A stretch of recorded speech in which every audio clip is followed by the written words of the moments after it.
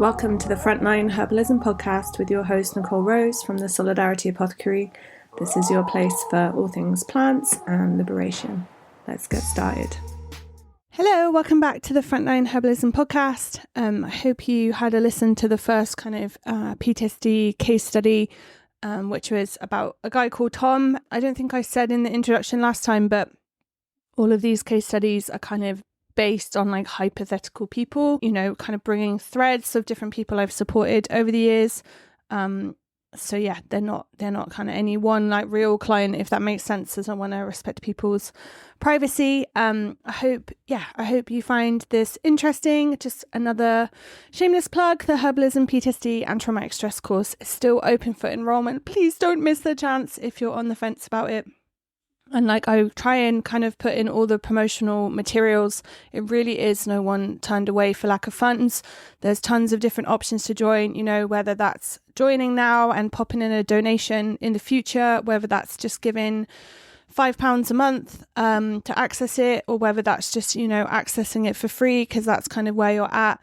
You know, I grew up, you know, with a single mum on income support, next to no money. Like she wouldn't have been able to afford some like snazzy online course for a couple of £100, you know. I mean, most online courses, let's be fair, are like much more expensive than this one. But I'm just saying that like I really don't want anyone who is like experiencing distress and poverty, you know, who's living on universal credit or disability benefit, or, you know, which are all like mechanisms of really keeping people in poverty, right? So like I know it's hard for a lot of people to kind of receive. Like I really struggle with that. Like an amazing person came and helped me in my herb shed last weekend, and I was like, wow, I really need to like get better at letting people come and help. So yeah, like if you need to lean in because it feels uncomfortable, and I find that people on the lowest incomes are the ones that want to pay the most.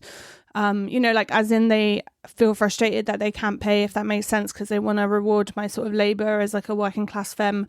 So I love that, and I love everyone's cute little messages when they join. But I just want to say that like, yeah, I want people to be able to like receive support and not, you know, I don't want to kind of gatekeep this knowledge, if that makes sense. If you do have financial resources, that's fucking awesome, and you know, every penny is really welcomed, and it's used to kind of cover my cost of living and, you know, and cover all the expenses of the apothecary pretty much. So all the herbal packs going out to people, whether that's people organising against genocide or Sabin the Badger Cull, or prisoner family members, people who've, you know, lost loved ones in Gaza. It's also going towards me being able to do kind of one-to-one clinic work, basically free or subsidised, which is kind of paused at the moment because of my baby. But yeah, and, you know, helps sustain this podcast, helps get the Prisoner Herbal book to people in prison. And the postage costs are just like eye-watering at the moment. So yeah, so kind of your contribution is like class solidarity in action, if that makes sense.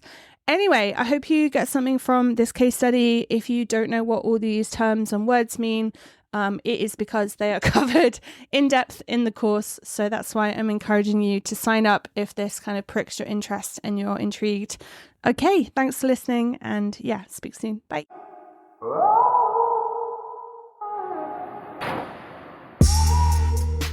Okay, so this sort of case study, hypothetical person who's kind of based on different people I've seen over the years, is called Eden. They use they them pronouns.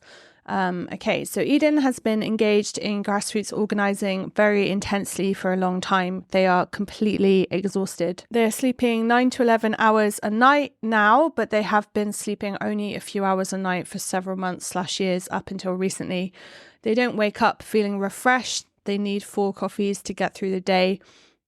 They don't really have an appetite. They have been vegan for 12 years, but don't really have the energy or enthusiasm to cook anymore. They don't take any medications or supplements. They are feeling increasingly disillusioned and depressed with the horror of the world. So yeah, so kind of revisiting the framework that I talked about in the case study of Tom. I'm trying to work through like systematically looking at kind of medication and allergies, and does that rule out any particular plants? Sleep, nervous system state, digestion, nutrition, and inflammation. Okay, so medications and allergies, straightforward. They're not on any prescribed medications, and no kind of known intolerances or allergies. Sleep. So yeah, they're sleeping 9 to 11 hours a night, which kind of, seems a lot. But yeah, this is kind of, as something I talk about in the Herbalism PTSD and traumatic stress course, can be really kind of, relating to kind of, depleted levels of cortisol. They've potentially been in that like fight flight response for such a long time without enough downtime or rest or digest kind of parasympathetic time, that they've gone from having extremely high levels of cortisol through that kind of chronic stress to potentially quite low levels of cortisol and this kind of adrenal insufficiency. I wouldn't be able to just kind of pluck that out of the air, but I'm just kind of saying that that's like a potential. Their adrenals might be okay, but they might just be very nervously exhausted temporarily. But kind of given their sort of health history, like having been at it for a long time, I would kind of imagine that their system is kind of in that state. They've talked about having this like historical lack of sleep, which is quite critical, because you think, 9 to 11 hours, that's fine, you're nice and healthy. But actually they've probably got a very kind of severe historical sleep deficit, which is going to have taken its toll on their kind of, on their nervous system, on their brain chemistry, on levels of inflammation, on their gut bacteria. Like all the things are affected by lack of sleep, which is why I put sleep at the top of my list when I'm working with someone, is trying to support them to have a kind of nourishing sleep cycle. But because they are getting 9 to 11 hours a night and they don't need help falling asleep, I'm not going to give them any particular like sedatives or anything to get them to sleep, if that makes sense. And we're going to address this kind of feeling of not waking up refreshed when we're looking at our kind of nerve tonics. Okay, so their nervous system state, they're obviously in this state of kind of nervous exhaustion. In terms of like polyvagal theory, they might potentially be in sort of like shutdown, which often correlates with kind of depression. So, they could be in like actual shutdown, or they could be in kind of freeze, and they're different. And we talk about the differences of those in the course, so I won't go into it now. But freeze is a state where you're kind of frozen, but you have a high amount of kind of nervous system activity, where you're still kind of in fight or flight, but you're frozen. Whereas a kind of shutdown state means you're more in sort of parasympathetic dominance. Like you're kind of plain dead, if that makes sense, like an animal would. I don't know what's going on for Eden, but either way, they're kind of in this intense kind of exhausted state. I talked about their adrenals already, but this kind of like HPA axis, which I talk about in the course a lot, the hypothalamic pituitary adrenal axis, is kind of our body's way of communicating, triggering different stress hormones in kind of response to danger and cues to our nervous system. Like if this kind of response in the body is so relentlessly activated, then it's going to lead to kind of depletion long term. Okay, so kind of herbal actions needed here. We're going to be really thinking about nerve tonics. So I'm going to be thinking about herbs that are going to sort of support them recover from this state of exhaustion and recover from this fatigue, and kind of help potentially repair like this kind of depleted system. I might also be thinking about kind of stimulating nervines. And in the course, I talk about how stimulating nervines are not stimulants. It's not like, hey, I'm really depressed and shut down, I'll just like bash a load of like matcha or something. It's like, how can we work with herbs that are a bit more stimulating in terms of like circulatory stimulants or cerebral stimulants, getting blood flow to the brain, that are more like uplifting and strengthening and warming? How can we work with them appropriately rather than putting more pressure on extremely depleted systems with stimulants? I'm going to talk about a couple of stimulating nervines in that respect. Okay, so nerve tonics, skull cap. So I introduced skull cap in the case study for Tom. So it's like a wonderful nervous system tropho-restorative, full of B vitamins, contains scutellarian, like is really fantastic for kind of neurotransmitters, for myelin sheath, for kind of all of these like structural parts of our nervous system. I'm a little bit worried that skull cap is very cooling, and Eden is in that kind of cold depression state. However, and also they don't need skull cap in the sense that they don't need any more sedation. However, I do think it's such a fantastic kind of nerve tonic that it would be beneficial to still have it. And it might mean that their sleep actually becomes a bit more restorative. Like, we don't know why their sleep isn't restorative. Like, after 9 hours sleep, you should feel much better, right? But it's probably because of their system being under so much duress. So skull cap, for example, might help them access deeper levels of sleep and also be kind of working on like repairing their systems while they sleep. So yeah, I think it's a potential good choice. I wouldn't suggest it in the daytime because of this kind of depressed, low resource kind of state. Betony is another herb I talk about in the course. So I really like betony with kind of like burnout organizer types, because betony is kind of indicated for like stagnant depression, which is like this kind of state of like bitterness and resentment and irritation. And, you know, like if you think of that kind of like grumpy manicist who goes to meetings and he's like irritated and tired and burnt out and, you know, has had so much stress for decades and alcohol and like, you know, it's just kind of like this like, yeah, kind of stagnant depression. Betony is like fantastic for like movement and kind of nourishing the liver.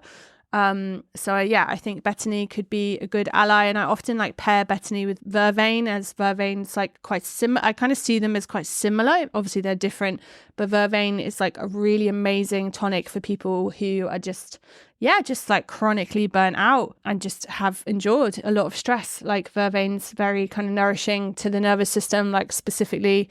Evening primrose is another plant I talk about in the course. It could be good, especially because of the essential fatty acid content. And yeah, this again is something I talk about in the course, but especially for vegans, you know, I'm a long-term vegan. Like, I've been vegan 22 years. And yeah, like there is often a kind of deficiency of like healthy fats. So it's really important that vegans get, you know, olive oil and nuts and avocados and seeds, you know, like high fat content. But often with vegans, there's often, well, like with all sorts of people, not just vegans, but people without the kind of fatty acid mix, like can really contribute quite intensely to anxiety, especially if there's like a kind of omega-3, omega-6 kind of discrepancy. So yeah, evening primrose could be really good for them. Licorice is an option. You know, they're not on any medication. I like to give licorice as part of blends. It's always traditionally been something that you include in a mix to help, you know, sweeten it. For example, licorice is very sweet, and sweetness is kind of, you know, something that our nervous system craves. And licorice is really outstanding when it comes to this kind of HPA axis support, this kind of adrenal insufficiency and recovering. For some people, it can be too stimulating. And for others, it can be too kind of moistening. But I think with this person, I kind of get the impression that they're quite kind of like exhausted and burnt out and brittle. And again, for that brittleness, we're thinking milky oats. Like I mentioned in Tom's case study, milky oats is just fantastic long-term nerve tonic, like so strengthening for the system. Yeah, frayed nerves, love it. Would definitely include milky oats in there.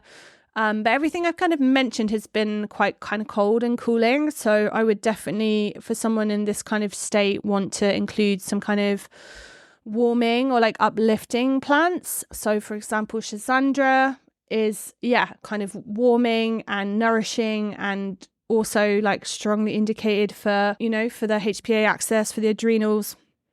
Again, it could potentially be like a little bit stimulating if they are more in a state of like high activation in a freeze response. But I think if they're more in this kind of shutdown response, I think Schisandra could kind of give them that little bit of energy. But it's not like a kind of false energy. It's not like a, you know, ginseng kind of extreme stimulant energy. It's like a very kind of nourishing tonic energy. I also think St. John's wort, like they're not taking any medication, so there's no kind of risks. I think St. John's wort is fantastic for people who are sort of just a bit gloomy, you know, like they are burnt out at the kind of horrors of the world and are a bit joyless. Like I've definitely been in that place a lot where, yeah, everything just feels heavy and draining, you know, like your whole life is prison visits or fighting new prisons or, you know, dealing with like caring responsibilities. Like there's no kind of like fun or pleasure. And St. John's wort is really kind of uplifting. It's kind of got loads of research around it, which I talk about in the course. So like each plant profile, I kind of try to share clinical studies that I've come across. I don't include ones that are like animal-based trials because of my kind of ethics around vivisection, animal testing. So I tend to try and just draw on human trials. And yeah, there's definitely lots of kind of comparative trials between St. John's wort and Prozac, for example, and St. John's wort and placebos. And generally it's been quite effective at that kind of antidepressant action. Another kind of uplifting herb might be like Tulsi. So this can really help with kind of clearing brain fog, very kind of strengthening, also warming and uplifting. I think if someone's done a lot of kind of like intellectual labor, you know, they're quite like cerebrally exhausted, like they can't handle like another meeting or more minutes or more tasks or more responsibilities. Like I think, but you know, they still need to function. I think Tulsi is great because it kind of helps with that like focus and concentration, but in a really like gentle way, not in like a coffee way. And it might kind of give them a like bit of stimulation that they need. Yeah, rosemary is kind of similar in terms of like a cerebral stimulant and is like uplifting. Sage, like I wouldn't give sage long term because it's like extremely strong, but you know, as a kind of short term thing, as part of one blend, it might be a kind of good kind of warming herb to include.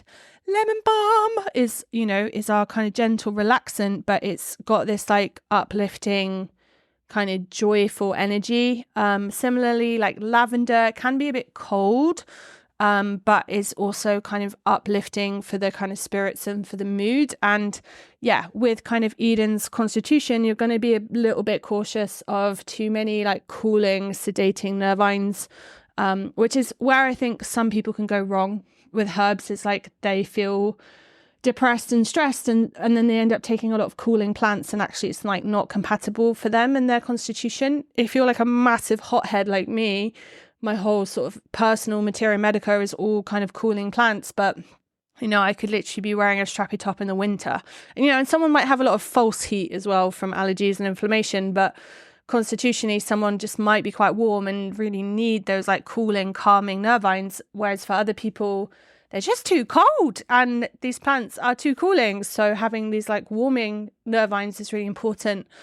And, you know, for things they've experienced as well, like nervous system wise, I would, just because I'm an absolute slut for them, I would include like rose and hawthorn, for example, for strengthening their systems. Like hawthorn's extremely nourishing for the blood vessels and for the whole system, but also just like this kind of, support for grief. Like I think people think that burnout is from overworking, but it's really from often overfeeling, right? Like from witnessing too much pain and trauma and suffering that your heart just cannot take it anymore.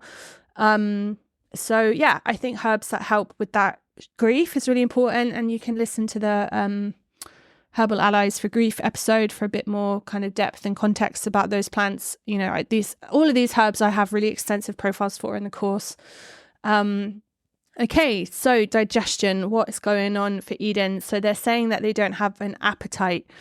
So something's not working right down there. Like it's very, it's very common for people to not have an appetite when they haven't had access to this parasympathetic time where their body is kind of signaling to have certain enzymes produced that can make them feel hunger. You know, people often don't have an appetite when they're kind of dissociated from their bodies as well in terms of trauma.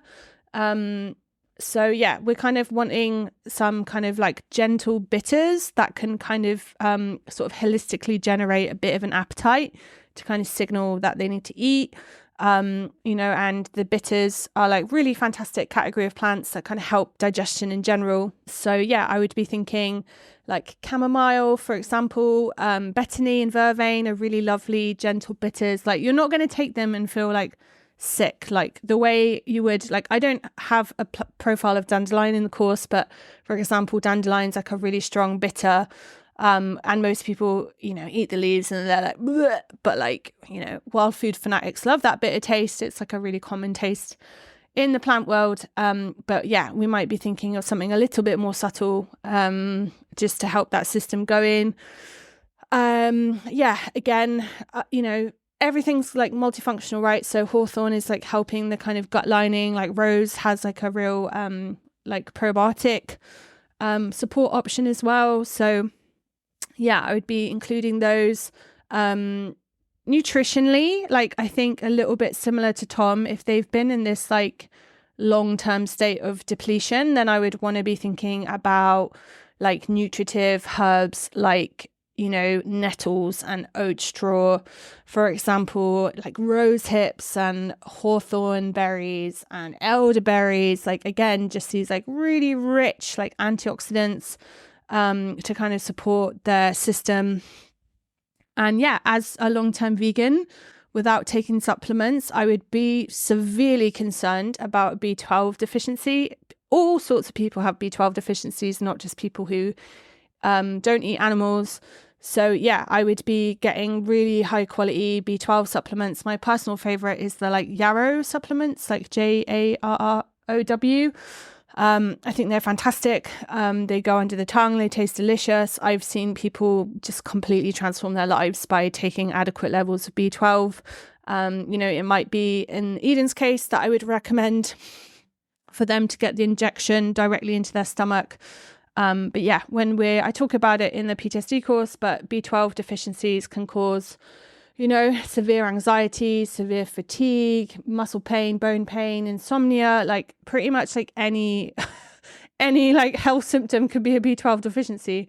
Yeah, I'd also be thinking about vitamin D, anyone that says fatigue, like if you do clinical herbalist training, fatigue is actually a red flag. Like it could be something more serious like cancer that you'd want to screen.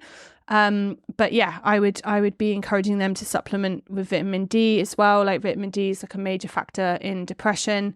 Vitamin A, if they're vegan, is also something that is difficult to get.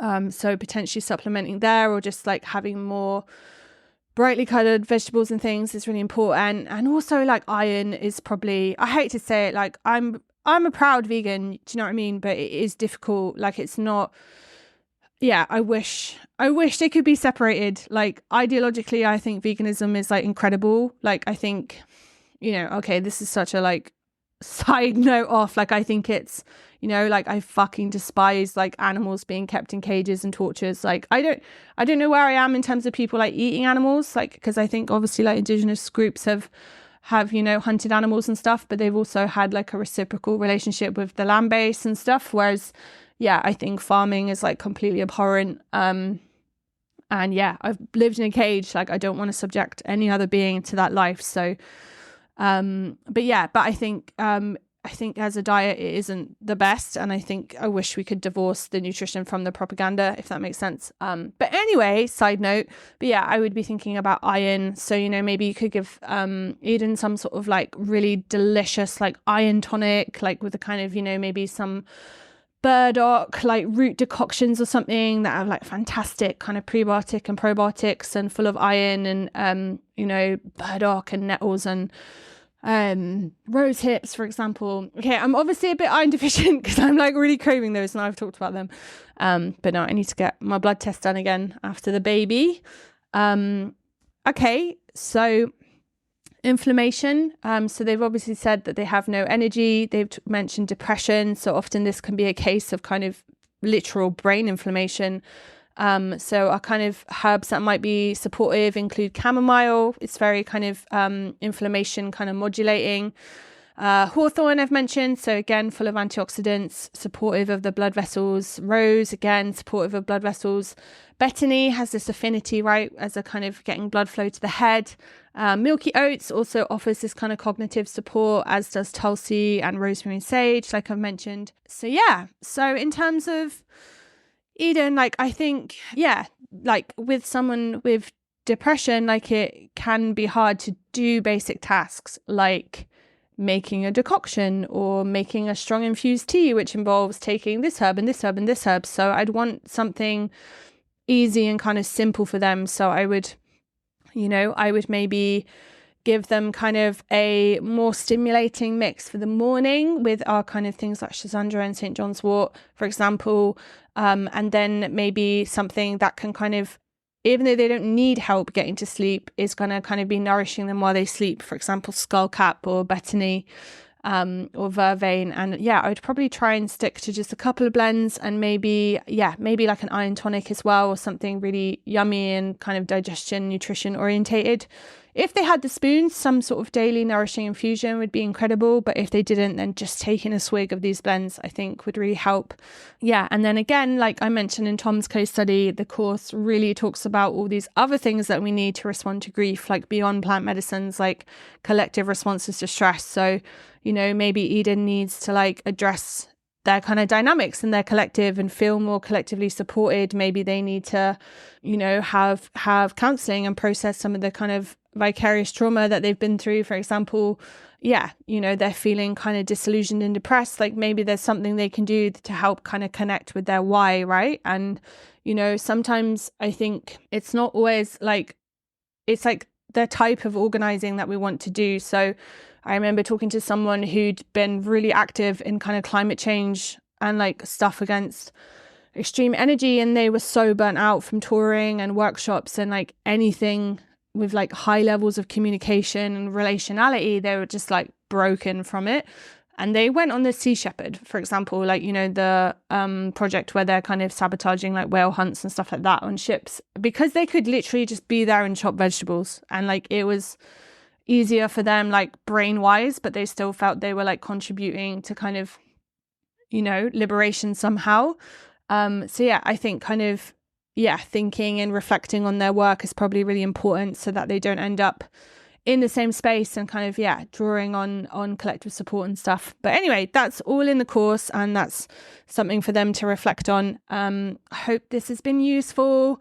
If you are like, what the hell are all these plants? What do these words mean? I really encourage you to join the Herbalism PTSD and Traumatic Stress course, because instead of seeing a herbalist, you could know all this stuff yourself and you could make your own medicine, because I introduced medicine making and all the different options and how to forage safely and sustainably and all that malarkey. So, you could turn your whole life around by, drawing on some of these incredible supports from herbs. Okay. Thanks for listening. And don't forget that the course isn't open for much longer. So please sign up if you're interested. Okay. Thanks so much. Take care. Thanks so much for listening to the Frontline Herbalism Podcast. You can find the transcript, the links, all the resources from the show at solidarityapothecary.org/podcast.